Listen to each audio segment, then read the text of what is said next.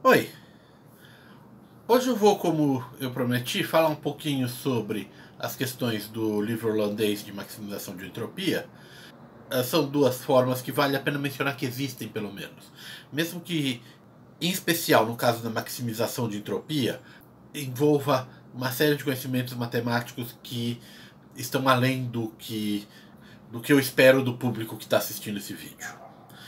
Esses vídeos foram planejados a partir de aulas que são dadas para alunos que acabaram de entrar na faculdade.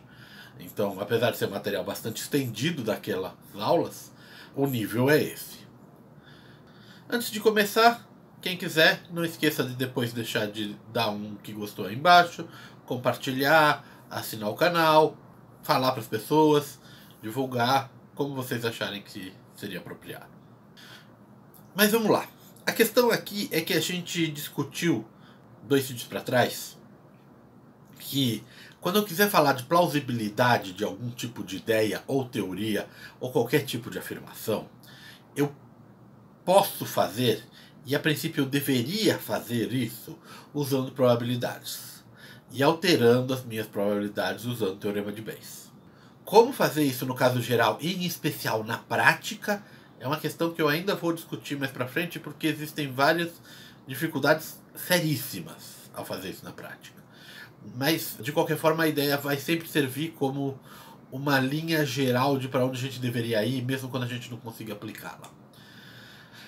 E a gente viu até agora que uma boa razão para fazer isso é uma demonstração que foi primeiro proposta pelo Cox e que a gente viu os princípios básicos. Eu não demonstrei nada para vocês.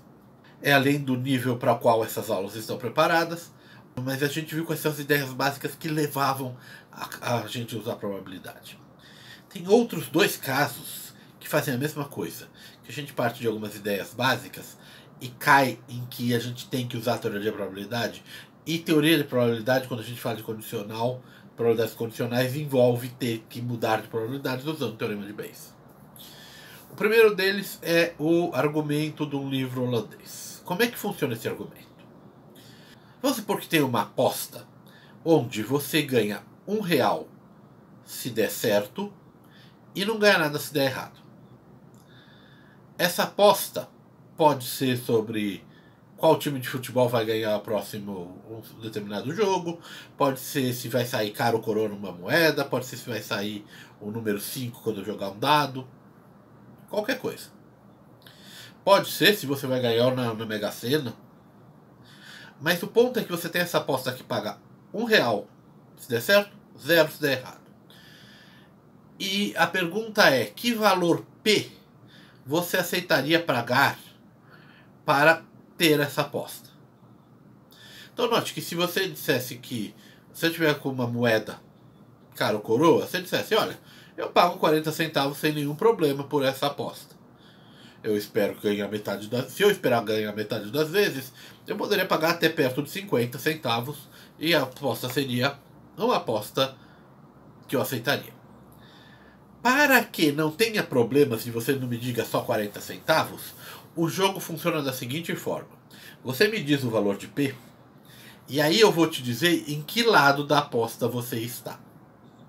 Ou seja, se você vai comprar ou se você vai vender a aposta. Se você vai pagar P e aí ganhar R$1 ou perder ou ganhar 0, ou se eu vou te pagar P e aí eu ganho R$1 ou eu ganho 0. Note que se você me disser que P era 0,4, porque você topa pagar 0,4 para ganhar R$1 com 50% de chance, eu posso te dizer que, ao contrário, que então eu vou te vender a aposta por P. Então eu vou te dar 40 centavos, e aí se sair coroa, você me dá R$1, e se sair cara, você não me dá nada. Então o que acontece? Algumas características são óbvias. Primeiro, P nunca deveria ser menor que 0, nem maior do que 1. Porque senão eu consigo, invertendo o que quer que seja, um ganho certo com você. Por exemplo, se você me disser que P é, R$1,10, eu falo para você, tudo bem, eu te vendo essa aposta por você me paga agora R$1,10. Se der certo eu te pago R$1, se não der errado eu te pago 0. eu com certeza ganhei 10 centavos aí, possivelmente ganhei 1,10. Eu com certeza tenho um lucro, e ao você me dizer que P é 1,10, você com certeza tem um prejuízo. Da mesma forma, se você tentasse usar um valor negativo para P, você falar, ah não, eu não pago, eu só aceito essa aposta se ela for por um valor negativo, eu posso fazer da mesma forma. E se você me disser que você topa menos 10 centavos para ter essa aposta, então o que eu vou fazer é dizer para você, tá bom, então eu compro a aposta de você por menos 10 centavos. Se eu estou comprando de você por menos 10, eu não vou te pagar 10, eu vou receber 10 centavos de você e vou receber a aposta também, onde eu posso ou ganhar 1 ou ganhar 0. Com isso, se você pegar um número menor que 0 ou um número maior que 1, e sendo que eu escolho se compra ou vende a aposta, você tem uma perda certa. Da mesma forma, se a gente te topar fazer livros com P funciona e P não funciona, digamos que P seja o seu time favorito vai ganhar a próxima partida, e não P significa o seu time favorito não vai ganhar a próxima partida. Note que um empate nesse caso está bem definido, porque é não ganhar. Ele vai empatar ou vai perder. Se você disser que se você disser que você topa para P 0,5, você não pode, você é forçado a topar para não P, para o P ser falso também 0,5.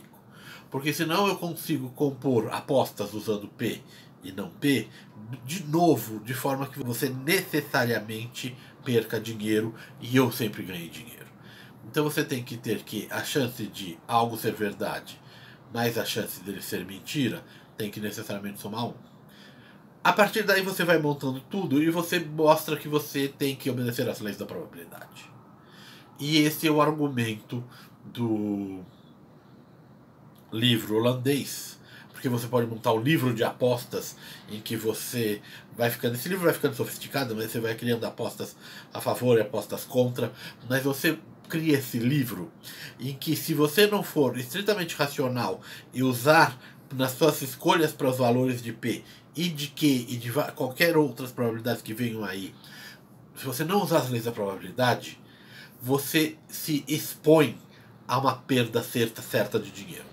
E assumindo em que você não queira entrar numa situação em que tudo que vai acontecer é que você com certeza perde dinheiro, isso é um pressuposto bastante razoável, você deveria sempre evitar esses livros holandeses, onde você pode ter essas combinações de apostas que são péssimas para você, e portanto a racionalidade exige que você use probabilidades nessas apostas, e para falar sobre quão plausível é qualquer afirmação.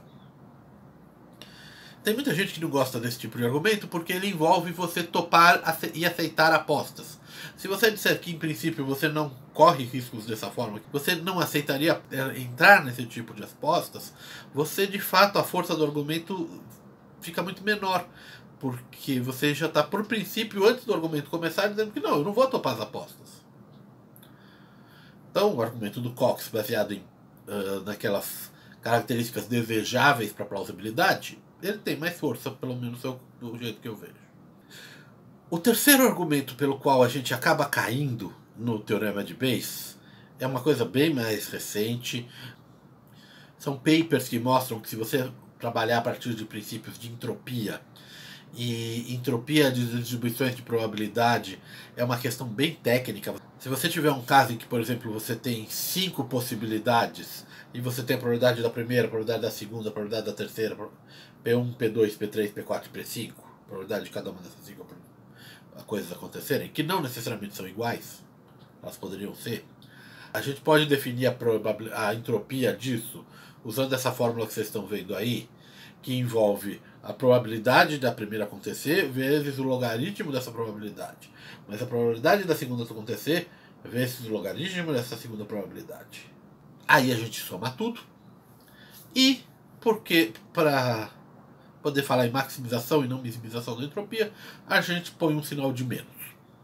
O que o princípio da máxima entropia diz é que, se eu tiver alguma informação sobre essas probabilidades, ou sobre valores esperados, valores médios, o que quer que seja, eu deveria escolher, eu sempre vou ter uma distribuição, ou seja, escolhas específicas para valores de P1, P2, P3, P4 e P5, poderiam não ser 5, mas eu estou usando só como exemplo, em que maximiza essa função de entropia que está aí. E eu deveria sempre escolher as distribuições de probabilidade que maximizam entropias, dado tudo que eu sei. Eu vou impor condições, então não é para quaisquer P1, P2, eu tenho condições sobre esses valores de P, e aí sim eu escolheria essas distribuições maximizando a entropia. Note que só para entender isso já é por que isso funciona, por que de fato maximizar essa função específica é uma coisa boa, está além do que a gente vai ver aqui. Mas o fato é que se eu trabalhar a partir daí, a gente já tem alguns pesquisadores que mostraram que isso é equivalente, quando eu tenho novos dados, a fazer uma mudança de probabilidades utilizando o teorema de Bayes. Ou seja, se eu for assumir plausibilidades aqui e pedir como uma informação e pedir usar princípios de informação para as minhas plausibilidades, essas minhas plausibilidades caem em probabilidades que são obtidas a partir desses princípios de entropia, e a partir daí eu caio de novo no teorema de Bayes. Tudo bem? Vocês não precisam entender essas contas, esses princípios de achar quais são os valores de P1, P2, P3 que dão o valor máximo para essa função, envolve uma série de matemáticas que a gente não sabe assim que entra na faculdade. O objetivo não é fazer a conta agora. O objetivo apenas é contar para vocês que existem outras razões. E por que eu resolvi fazer isso? Por uma questão de tanto fortalecer o argumento, mas também por uma questão histórica. E em especial, se vocês forem buscar a maior parte dos livros que falam sobre métodos bayesianos, eu não sei porquê, mas o argumento do Cox aparece muito pouco. E o argumento do livro holandês, que é muito mais fraco, é mencionado com muita frequência. Sendo assim, dado que é o que vocês vão encontrar na literatura, vale a pena explicar sobre o que se trata. O argumento de entropia eu coloquei como uma curiosidade extra, porque são métodos interessantes, são métodos de análise de dados que têm bastante aplicação, mas eles envolvem a gente aprender muita coisa antes de poder fazer qualquer coisa com eles. Tudo bem? Então não se preocupem quanto a isso. A informação de hoje é que existem outros motivos pelos quais a gente deveria, em princípio, usar a probabilidade como nossa medida de plausibilidade, e tendo informações novas, usar o teorema de Bayes para mudar as nossas plausibilidades, as nossas probabilidades. Esse é um resultado bastante sólido, portanto. Onde ele não é tão sólido, e o que a gente vai ver nos próximos vídeos, é quando a gente tenta aplicar e não consegue. Não que não tenha casos que a gente consiga, tem casos que a gente consiga, mas eles sempre vão envolver pelo menos algum tipo de aproximação, e a gente esconder algum detalhe que talvez seja irrelevante, e a gente espera que muitas vezes seja irrelevante, mas esconder esses detalhes.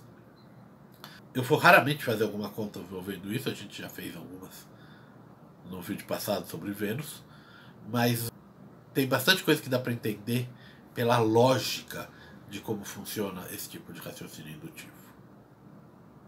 Tudo bem? Então, gente, hoje era isso. Espero que vocês tenham gostado.